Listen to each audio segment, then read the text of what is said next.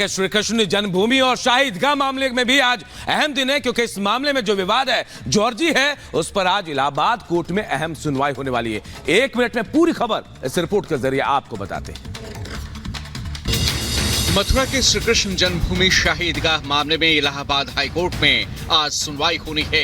मथुरा श्री कृष्ण जन्मभूमि मामले में हिंदू पक्ष की तरफ से दाखिल की गई 18 याचिकाओं पर जस्टिस मयंक कुमार जैन के सिंगल बेंच सुनवाई कर रही है। आज शाही ईदगाह मस्जिद परिसर स्थित श्री कृष्ण कूप की पूजा की अर्जी पर मुस्लिम पक्ष अपना जवाब दाखिल करेगा। 20 मार्च को इलाहाबाद हाई कोर्ट ने जवाब दाखिल करने का समय दिया था। वहीं श्री कृष्ण जन्मभूमि मुक्ति निर्माण ट्रस्ट ने जिला प्रशासन को खुली चुनौती देते हुए कहा है कि 1 और 2 अप्रैल यानी आज और कल शाही ईदगाह मस्जिद के पास बने कुएं जो कि कृष्ण कूप है उसकी वो पूजा अर्चना करेंगे।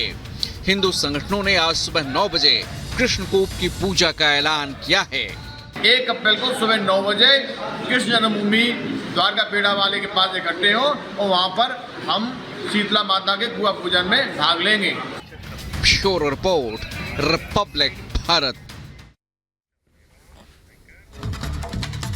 ज्ञानवापी के अंदर जो व्यास तहखाना है, क्या उसमें होने वाली पूजा रुक जाएगी? सवाल इसलिए क्योंकि आज इस मामले में अहम सुनवाई होने वाली है। सीजेआई चंद्रचूड़ सिंह की बेंच में यह अहम सुनवाई होगी। रिपोर्ट आप सबको दिखाते हैं। ज्ञानवापी परिसर स्थित व्यास जी तहखाने में पूजा के खिलाफ मुस्लिम पक्ष की याचिका पर सुप्रीम कोर्ट आज अहम सुनवाई करेगा। मुस्लिम पक्ष ने इलाहाबाद हाई कोर्ट के फैसले को चुनौती देते हुए पूजा पर तत्काल रोक लगाने की मांग की है। इस साल 31 जनवरी को वाराणसी जिला अदालत के फैसले के बाद व्यास जी तहखाने में पूजा पाठ शुरू कर दिया गया था। मुस्लिम पक्ष ने तब हाई कोर्ट से गुहार लगाई, लेकिन अदालत ने पूजा पर रोक लगाने से इनकार कर दिया था। अब मुस्लिम पक्ष सुप्रीम कोर्ट पहुंचा है। वाराणसी जिला अदालत में हिंदू पक्ष ने दावा किया था कि नवंबर 1993 से पहले व्यास जी तहखाने में पूजा होती थी। तत्कालीन सरकार ने इस पर रोक लगा दी थी। वहीं मुस्लिम पक्ष ने प्लेसेस ऑफ वर्शिप एक्ट 1991 का हवाला देते हुए याचिका खारिज करने की मांग की थी। अदालत ने मुस्लिम पक्ष की मांग को अस्वीकार करते हुए हिंदू पक्ष को व्यास जी तहखाने में पूजा पाठ का अधिकार दे दिया था। Bureau report, Republic Bharat.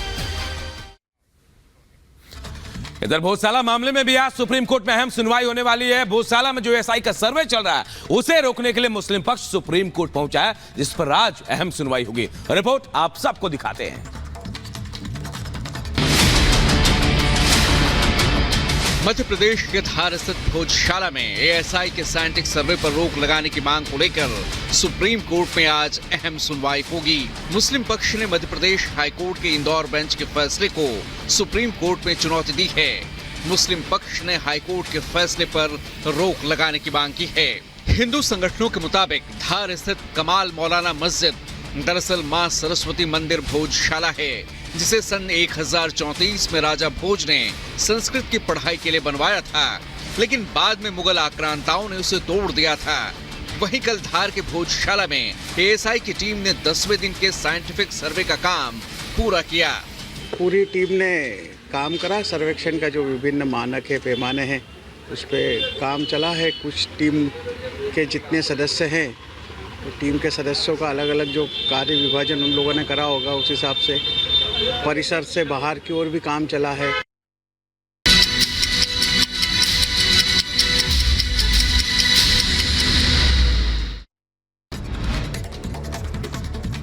Mumbai हवाई अड्डे पर कस्टम विभाग की टीम को मिली बड़ी कामयाबी। 27 से 31 मार्च तक 22 मामलों में 6.30 करोड़ रुपए के 10.68 किलोग्राम से ज्यादा का सोना, इलेक्ट्रॉनिक सामान, विदेशी मुद्रा जब्त किए गए। यूपी के लखीमपुर खीरी में आगामी लोकसभा चुनाव को लेकर पुलिस और सुरक्षा बल अलर्ट। नेपाल सीमा बॉर्डर पर पेट्रोलिंग करते नजर आए। यूपी के फिरोजाबाद में पुलिस विभाग को मिली बड़ी कामयाबी। 1000 से ज्यादा पेटी अवैध शराब बरामद। अवैध शराब ले जा रहा तस्कर भी पुलिस के हत्थे चढ़ा है। यूपी के अंबेडकर नगर में पेड़ पर लटकते हुए मिला युवक का शव मिलने के बाद इलाके में हड़कंप। पुलिस मृतक की पहचान में जुटी। यूपी के जौनपुर जिले में धर्म परिवर्तन कराने का मामला आया सामने। धर्म परिवर्तन करा रहे 3 लोगों को पुलिस ने किया गिरफ्तार। यूपी के देवरिया में 2 एथेनॉल से भरे टैंकर आपस में भिड़े, टैंकर ड्राइवर को चोट आई है। यूपी के कुशीनगर में तेज रफ्तार एम्बुलेंस ने सड़क पर टहल रही महिला को रौंदा। मौके पर 2 महिलाओं की मौत, 2 महिलाएं और एक बच्चा घायल हुआ है। यूपी के गोंडा में नाबालिग के साथ दुष्कर्म, गांव के ही 15 साल के लड़के पर रेप का आरोप। पुलिस ने आरोपी लड़के को हिरासत में लिया। दिल्ली के आनंद पर्वत इलाके से हैरान कर देने वाला मामला आया सामने। सेप्टिक टैंक से पुलिस ने 30 साल के शख्स का शव बरामद किया। पुलिस मामले की छानबीन में जुटी। छत्तीसगढ़ के बिलासपुर में भीषण सड़क हादसा, पिकअप पलटने के कारण 3 लोगों की मौत। पिकअप में करीब 20 लोग सवार थे। असम के गुवाहाटी में तूफान और भारी बारिश के बाद बिगड़े हालात, अंतर्राष्ट्रीय हवाई अड्डे पर भी भरा पानी। पश्चिम बंगाल के जलपाईगुड़ी में चक्रवाती तूफान का कहर, भारी ओलावृष्टि और तूफान से 5 लोगों की मौत, 100 से ज्यादा घायल, कई इमारतों को भी नुकसान। मोदी जी की सरकार के खिलाफ हल्ला बोल, उनके हल्ला को जनता सुनने वाली नहीं है। प्रधानमंत्री मोदी की गारंटी और एनडीए के 400 पार वाले नारे के साथ बीजेपी नेताओं का जोश हाई है, तो दूसरी तरफ करप्शन और परिवारवाद में घिरी इंडी गठबंधन आरोप प्रत्यारोप से उठ नहीं पा रही।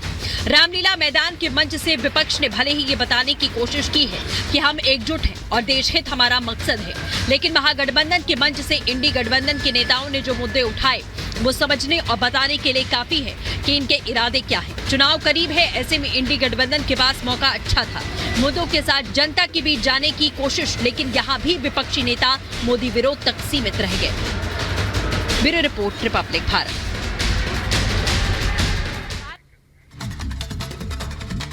इधर के इंटरव्यू में ईडी की कार्रवाई पर प्रधानमंत्री नरेंद्र मोदी ने बड़ा बयान दिया। पीएम मोदी ने कहा, ईडी एक स्वतंत्र जांच एजेंसी है, सरकार इसके काम में दखल नहीं देती है। पीएम ने कहा कि ईडी और मनी लॉन्ड्रिंग कानून की स्थापना हमने नहीं की है, एजेंसियां और कानून पहले से ही है।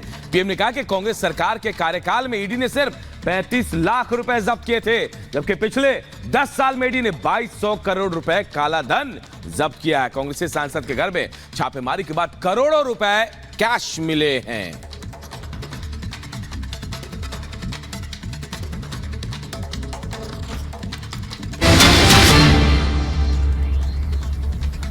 और देखिए एक और बड़ी बात प्रधानमंत्री नरेंद्र मोदी ने कही। इलेक्टोरल बॉन्ड पर प्रधानमंत्री मोदी ने कहा कि 2014 से पहले चुनावी चंदे का हिसाब नहीं होता था।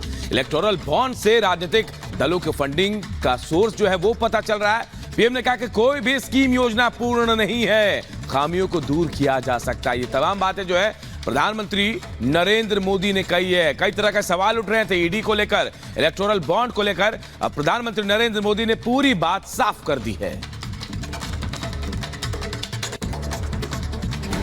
पीएम मोदी ने रविवार को एक तमिल टीवी को दिए इंटरव्यू में कई मुद्दों पर देश के सामने अपनी राय रखी। सबसे पहले ईडी के एक्शन को लेकर पीएम ने साफ किया कि ईडी अपने एक्शन को लेकर स्वतंत्र है और इसके कामकाज में सरकार का कोई दखल नहीं है। पीएम मोदी ने कहा कि एक तरफ कांग्रेस के शासनकाल में ईडी ने महज 10 करोड़ रुपए जब्त किए, तो वहीं अब ईडी 2200 करोड़ से ज्यादा की रकम जब्त कर चुकी है। पीएम मोदी ने याद दिलाया कि उनकी सरकार ने ईडी